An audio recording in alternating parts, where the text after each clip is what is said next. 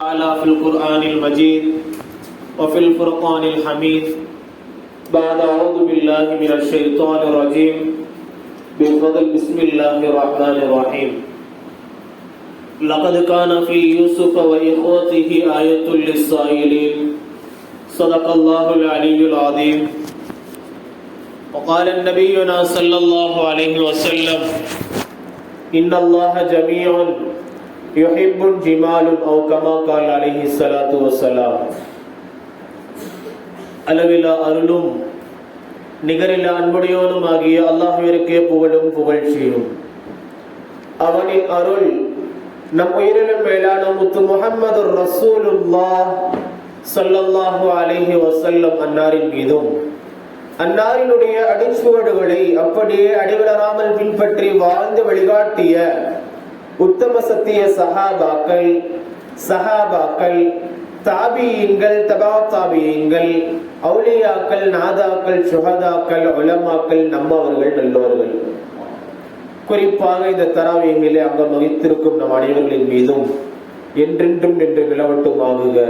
ஆமீன். அல்ஹம்துலில்லாஹ். தராவீகினுடைய தொழுகைக்கு பின்னால் அல்லாஹ்வை பற்றி பேசுகின்ற இன்னும் கேட்கின்ற பாக்கியத்தை அல்லாஹு தஆலா நமக்கு தந்திருக்கின்றான். இதற்கு அல்லாஹ்விற்கு மிகவும் நாம் நன்றி செலுத்த வேண்டும்.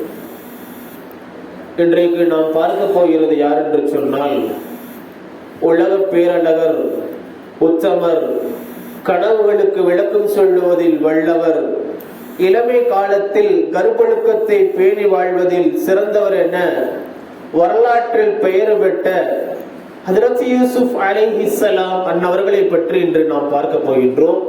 இந்த தொடரை கிட்டத்தட்ட ஒரு 3 அல்லது 4 நாளைக்கு இதை பற்றியே பேசப்படும்.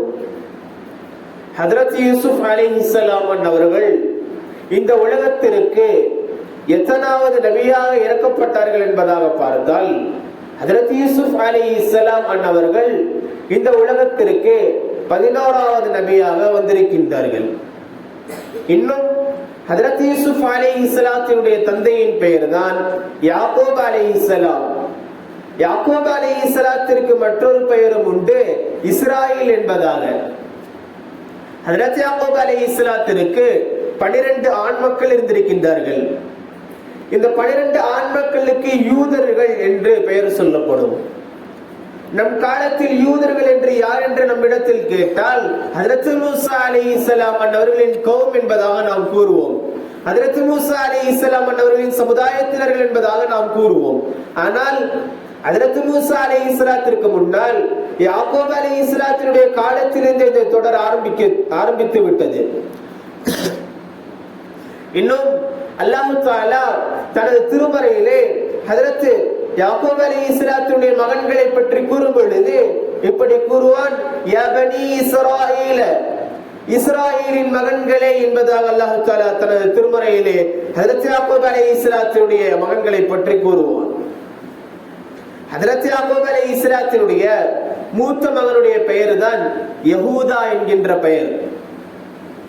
பிற்காலத்தில் ஹஜ்ரத் யாக்கூப் அலைஹிஸ்ஸலாத்தினுடைய 12 மக்களுக்கும் 12 ஆண் மக்களுக்கும் அந்த மூத்த மகனுடைய பெயர் யஹூதா என்கின்ற பெயர் அடையாள பெயராக மாறியது. ஹஜ்ரத் யூசுப் அலைஹிஸ்ஸலாத்தினுடைய வரலாறை நாம் ஆராய்ந்து பார்த்தால், யூதர்கள் யார், யூதர்கள் என்பவர்கள் எப்படிப்பட்டவர்கள் என்பதை பற்றி முழுமையாக நம்மால் உணர முடியும், தெரிந்து கொள்ள முடியும். தற்கால சூழ்நிலைகளில் யூதர்களை பற்றி தெரிந்து கொள்வது காலத்தின் அவசியம். காரணம் என்னவென்று சொன்னால், இஸ்லாமியர்களை துன்புறுத்திக் கொண்டும் தற்காலத்தில் இஸ்லாமியர்களை அழிப்பதற்காக திட்டம் தீட்டிக் கொண்டிருப்பவர்கள் தான் யூதர்கள். உதாரணமாக நாம் பார்த்தோம் என்று சொன்னால், பாலஸ்தீனம் உலகத்திலே கொடூரமான திறந்த வெளி சிறைச்சாலை ஒன்று இருக்கிறது என்று சொன்னால் அது பாலஸ்தீனம் என்றுதான் சொல்ல வேண்டும். எப்பொழுது வேண்டாலும் எங்க வேண்டாலும் எப்படி வேணா என்ன வேணா நடக்கலாம். அது போன்ற சூழ்நிலை. சின்ன சின்ன குழந்தைகளை சிட்டுக்குருவிகளை சுடுவது போல் சுட்டுக் கொள்கின்றார்கள். யார் இவர்கள்? யூதர்கள். இப்படிப்பட்ட யூதர்கள் யார் என்றே நாம் தெரிய வேண்டும் என்று சொன்னால், ஹஜ்ரத் யூசுப் அலைஹிஸ்ஸலாத்துடைய வரலாறை முழுமையாக நாம் பார்த்தோம் என்றால் இந்த யூதர்களை பற்றி முழுமையாக நம்மால் உணர முடியும். ஹஜ்ரத் யூசுப் அலைஹிஸ்ஸலாம் அவர்கள் யார்? ஹஜ்ரத் யாக்கூப் அலைஹிஸ்ஸலாத்திற்கு 2 மனைவிமார்கள். அதிலே 2வது மனைவிதான் ராஹில் என்கின்ற பெண்மணி. ஹஜ்ரத் யூசுப் அலைஹிஸ்ஸலாத்திற்கு 2 மனைவிமார்கள். அதிலே 2வது மனைவி ராஹில் என்கின்ற மனைவி. அந்த ராஹில் என்கின்ற மனைவியிற்கு 2 ஆண் பிள்ளைகள் பிறக்கின்றார்கள். அதில் முதலாவது ஹஜ்ரத் யூசுப் அலைஹிஸ்ஸலாம் அவர்களும், 2வது புன்யாமின் என்கின்ற அவர்களுடைய ஒரு சகோதரரும் பிறக்கின்றார். ஆக ஹஜ்ரத் யூசுப் அலைஹிஸ்ஸலாம் அவர்களுடைய 2வது மனைவிக்கு 2 மக்கள் பிறக்கின்றார்கள். ஒரு மகனுடைய பெயர் ஹஜ்ரத் யூசுப் அலைஹிஸ்ஸலாம், 2வது மகனுடைய பெயர் ஹஜ்ரத் புன்யாமின் அவருடைய சகோதரர் என்பதாக வரலாறு பார்க்கலாம். இதை நாம் ஒரு பக்கம் வைத்துக் கொள்ள வேண்டும். இன்னும் ஹஜ்ரத் யாக்கூப் அலைஹிஸ்ஸலாம் அவர்கள் அல்லாஹ் தஆலா திருக்குர்ஆனில் ஹஜ்ரத் யாக்கூப் அலைஹிஸ்ஸலாத்தை பற்றி பேசுகிறானா என்று பார்த்தால் திருக்குர்ஆனிலும் பேசப்படவில்லை அதிகமாக, ஹதீஸ்களிலும் ஹஜ்ரத் யாக்கூப் அலைஹிஸ்ஸலாத்தை பற்றி அதிகமாக பேசப்படவில்லை. ஆனாலும் கூட ஹஜ்ரத் யாக்கூப் அலைஹிஸ்ஸலாத்திற்கென்று தனி முக்கியத்துவம் கொடுத்துள்ளது அல்லாஹ்வுடைய திருமறையிலே திருக்குர்ஆன். ஹஜ்ரத் யாக்கூப் அலைஹிஸ்ஸலாத்தை பேசும் பொழுது அல்லாஹ் தஆலா தனியாக பேசுவான், தனித்து பேசுவான் ஹஜ்ரத் யாக்கூப் அலைஹிஸ்ஸலாத்தை பற்றி. இன்னும் இந்த உலகம் ஆரம்பித்த நாள் முதல் இன்று வரைக்கும் நபிமார்கள் வந்து கொண்டிருந்தார்கள் இந்த உம்மத்திற்கு. நபிமார்கள் வந்த வருகையில் எந்த வம்சத்தில் அதிகமான நபிமார்கள் பிறந்திருக்கிறார்கள் என்று பார்த்தால், அதிகமான நபிமார்களை பெற்ற ஒரு வம்சம் எந்த வம்சம் என்று பார்த்தால் அது ஹஜ்ரத் யாக்கூப் அலைஹிஸ்ஸலாத்தினுடைய வம்சம் தான். ஹஜ்ரத் யாக்கூப் அலைஹிஸ்ஸலாத்தினுடைய வம்சத்திலே அதிகமான நபிமார்கள் பிறந்திருக்கின்றார்கள். இன்னும் ஹஜ்ரத் யாக்கூப் அலைஹிஸ்ஸலாத்தை பற்றி திருக்குர்ஆனிலே கூறப்படவில்லை என்றாலும் கூட பைபிளிலும் தௌராத்திலும் கூறப்பட்டுள்ளது. காரணம் அவர்களுடைய தந்தை ஹஜ்ரத் ஈசா ஹஜ்ரத் மூசாவினுடைய தந்தை. ஆகையால் பைபிளிலேயும் இன்னும் தௌராத்திலேயும் ஹஜ்ரத் யாக்கூப் அலைஹிஸ்ஸலாத்தை பற்றி கூறப்பட்டுள்ளது. இன்னும் அல்லாஹ் தஆலா ஹஜ்ரத் யாக்கூப் அலைஹிஸ்ஸலாத்தை பற்றி சில இடத்திலே முக்கியத்துவம் வாய்ந்து அல்லாஹ் தஆலா திருமறையிலே கூறுகின்றான். யூசுப் அலைஹிஸ்ஸலாத்துடைய வரலாறுகளை நாம் பார்த்தோமே என்றால் இந்த ஹஜ்ரத் யாக்கூப் அலைஹிஸ்ஸலாத்துடைய வம்சாவளியிலே தான் அதிகமான நபிமார்கள் பிறந்திருக்கின்றார்கள், அதிகமான நபிமார்கள் இருந்திருக்கின்றார்கள். ஆனால் அந்த அதிகமான நபிமார்களிலும் முக்கியத்துவம் முதன்மையாய் வாய்ந்து முதன்மை நபியினுடைய வரலாறை பெறுகின்றவர் யார் என்று சொன்னால் ஹஜ்ரத் யூசுப் அலைஹிஸ்ஸலாம் அவர்கள் தான். ஹஜ்ரத் யூசுப் அலைஹிஸ்ஸலாம் அவர்களை பற்றி அல்லாஹ் தஆலா திருமறையிலே கூறுவான். எந்த அளவு எப்படி கூறுகிறான் என்று சொன்னால், ஒரே இடத்திலே முழுமையாக அதிகமான வசனங்களுடன் ஒரு அத்தியாயத்தை முழுமையாக அல்லாஹ் தஆலா ஹஜ்ரத் யூசுப் அலைஹிஸ்ஸலாத்தை மட்டுமே கூறுகின்றான். அருள்மறையாம் திருமறையிலே மற்ற நபிமார்களின் பெயர் எல்லாம் உள்ளது.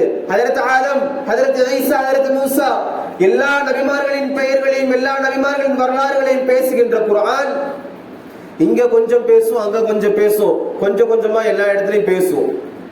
ஆனால் ஹஜ்ரத் யூசுப் அலைஹிஸ்ஸலாத்துடைய சம்பவத்தை முழுமையாக ஒரே ஒரு அத்தியாயம் மட்டும் தான் பேசும் திருக்குர்ஆனிலே. அதுதான் சூரத் யூசுப். யூசுப் சூராவிலே மட்டும்தான் ஹஜ்ரத் யூசுப் அலைஹிஸ்ஸலாத்துடைய வரலாறை கண்டுபிடிக்க முடியும். ஆக ஹஜ்ரத் யூசுப் அலைஹிஸ்ஸலாத்துடைய வரலாறை அல்லாஹ் தான் இறக்கினான். எப்படி இறக்கினான் என்று பார்த்தால் மிகவும் அழகான முறையில் இருக்கின்றான். மிகவும் அழகான முறையில், அழகான தொனியில், மிகவும் அழகிய முறையில் அல்லாஹ் தஆலா இந்த உலகத்திற்கு இறக்கி இருக்கின்றான் ஹஜ்ரத் யூசுப் அலைஹிஸ்ஸலாத்தை பற்றி இந்த உலகத்திற்கு. காரணம் என்ன? ஹஜ்ரத் நபி ஸல்லல்லாஹு அலைஹி வஸல்லம் அவர்களிடத்தில் சஹாபா பெருமக்கள் கேட்பார்கள், யா ரசூலல்லாஹ், எங்களுக்கு நீங்கள் கதை சொல்லித் தாருங்கள் என்பதாக. நபிகள் பெருமான் ஸல்லல்லாஹு அலைஹி வஸல்லம் அவர்கள் மௌனமாக இருப்பார்கள். அப்பொழுதுதான் அல்லாஹ் தஆலா அந்த சூராவை இறக்குவான், ஹஜ்ரத் யூசுப் அலைஹிஸ்ஸலாத்தை பற்றிய சூராவை. கதை கேட்ட சஹாபாக்களுக்கு கதையை சொல்லிக் கொடுத்தது வல்லோன் அல்லாஹ். இன்னும் ஹஜ்ரத் யூசுப் அலைஹிஸ்ஸலாத்தை பற்றிய அந்த கதையை அல்லாஹ் தஆலா சொல்லும் பொழுது ஆரம்பத்தில் எப்படி ஆரம்பிக்கின்றான் என்று சொன்னால், நஹ்னு நகஸ்ஸு அலைக அஹ்ஸனல் கஸஸ் பிமா வஹைனா இலைக ஹாதல் குர்ஆன், நாம் உமக்கு மிக மிக அழகான ஒரு கதையை தந்திருக்கிறோம், மிக மிக அழகான ஒரு முறையில் தந்திருக்கின்றோம் என்பதால் அல்லாஹ் தஆலா திருமறையிலே கூறுவான். ஹஜ்ரத் யூசுப் அலைஹிஸ்ஸலாத்தை பற்றி கூறும் பொழுது திருக்குர்ஆனை புரட்டி பார்த்தால் ஹஜ்ரத் யூசுப் அலைஹிஸ்ஸலாத்தை பற்றி ஓதுகின்ற, ஹஜ்ரத் யூசுப் அலைஹிஸ்ஸலாத்தை பற்றி வருகின்ற அந்த அத்தியாயம் யூசுப் சூரா மட்டும்தான் மிகவும் அழகான முறையில் இருக்கும். கவிநடையை விட அதிகமான முறையில் அழகாக இருக்கும். அதை பார்க்கும் பொழுதும் ஓதும் பொழுதும். இன்னும் அதற்கடுத்தது ஓதுகின்ற அந்த அத்தியாயத்தை நம்ம பார்த்துட்டே வந்தோம்னா அதற்கடுத்தது அதுல வரும், லகத் கான ஃபீ யூசுஃப வ இஹ்வதிஹி ஆயத்துல் லிஸ்ஸாயிலின். இந்த உலகத்திலே எந்த மனிதர்கள் ஹஜ்ரத் யூசுப் அலைஹிஸ்ஸலாம் இன்னும் யூசுப் அலைஹிஸ்ஸலாத்தினுடைய சகோதரர்களை பற்றி கேட்கின்றார்களோ அவர்களுக்கு அதிலே நிறைய படிப்பினைகளும் பாடங்களும் நிறைய இருக்கின்றன என்பதாக அல்லாஹ் தஆலா திருக்குர்ஆனிலே கூறுவான். ஆனால் கேட்கின்றவர்கள் என்று சொன்னால் காதால் கேட்கின்றவர்கள் கிடையாது, மாறாக கேள்வி கேட்கின்றவர்கள். காதாக கேட்கின்றவர்கள் என்று சொன்னால் குர்ஆனிலே இப்படித்தான் வந்திருக்க வேண்டும், லகத் கான ஃபீ யூசுஃப வ இஹ்வதிஹி ஆயத்துல் லிஸ்ஸாமிஊன என்பதாக வந்திருக்க வேண்டும். ஆனால் அப்படி வராமல் லிஸ்ஸாயிலீன, கேள்வி கேட்கக்கூடியவர். எந்த ஒரு மனிதர் ஹஜ்ரத் யூசுப் அலைஹிஸ்ஸலாம் இன்னும் யூசுப் அலைஹிஸ்ஸலாத்தினுடைய சகோதரர்களை பற்றி அவர்களுடைய வரலாறுகளை பற்றி ஒரு மனிதர் கேட்கிறார் என்று சொன்னால் அவருக்கு அல்லாஹ் தஆலா கூறுறான், ஹஜ்ரத் யூசுப் அலைஹிஸ்ஸலாம் இன்னும் அவருடைய சகோதரனுடைய வாழ்க்கையில் பலவிதமான படிப்பினைகளும் பாடங்களும் இருக்கின்றன என்பதாக அல்லாஹ் தஆலா கூறுகின்றான். ஆக ஹஜ்ரத் யூசுப் அலைஹிஸ்ஸலாத்துடைய சூராவை அல்லாஹ் தஆலா மிகவும் அழகான முறையிலே திருக்குர்ஆனிலே கூறியிருக்கின்றான். இன்னும் அல்லாஹ் தஆலா இதை பற்றி என்னென்ன கூறுகின்றான் என்பதை பற்றி இன்ஷா அல்லாஹ் நாளை நாம் பார்ப்போம். ஆக ஹஜ்ரத் யூசுப் அலைஹிஸ்ஸலாம் அன்னவர்களை பற்றி அல்லாஹ் தஆலா திருக்குர்ஆனிலே பல நல் விஷயங்களை கூறியிருக்கின்றான். ஆக ஹஜ்ரத் யூசுப் அலைஹிஸ்ஸலாம் அன்னவர்கள் எந்த அளவிற்கு பேணுதலாக இருந்தார்களோ அப்படிப்பட்ட பேணுதல் மிக்கவர்களாக அல்லாஹ் தஆலா நம்மையும் ஆக்கியர்கள் புரிவானாக என்று துஆ செய்தவனாக என் உரைக்கு திரையிடுகின்றேன். வாஹிரு தஅவானா அல்ஹம்துலில்லாஹி ரப்பில் ஆலமீன். அஸ்ஸலாமு அலைக்கும் வரஹ்மத்துல்லாஹி வபரகாத்துஹு.